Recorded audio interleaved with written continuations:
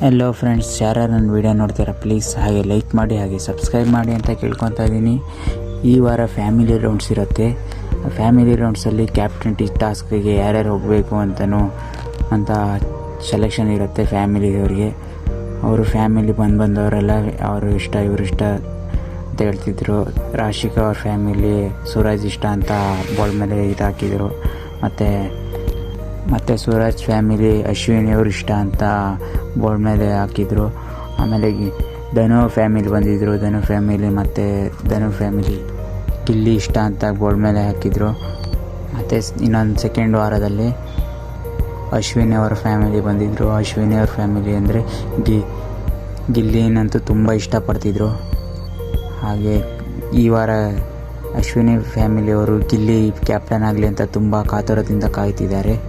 ಹಾಗೆ ಬೋರ್ಡ್ ಮೇಲೂ ಗಿಲ್ಲಿ ಅವ್ರ ಫೋಟೋನ ಅಂಟಿಸಿದ್ದಾರೆ. ಹಾಗೆ ನೆಕ್ಸ್ಟ್ ಬಂದರೆ ರಕ್ಷಿತ್ ಅವ್ರ ಫ್ಯಾಮಿಲಿಯವರು ಗಿಲ್ಲಿ ಕ್ಯಾಪ್ಟನ್ ಆಗೋದು ತುಂಬ ಕಾಯ್ತಿದ್ದಾರೆ. ನೋಡಬೇಕು ಅಂತ ತುಂಬ ಆಸೆಯಿಂದ ಇದ್ದಾರೆ.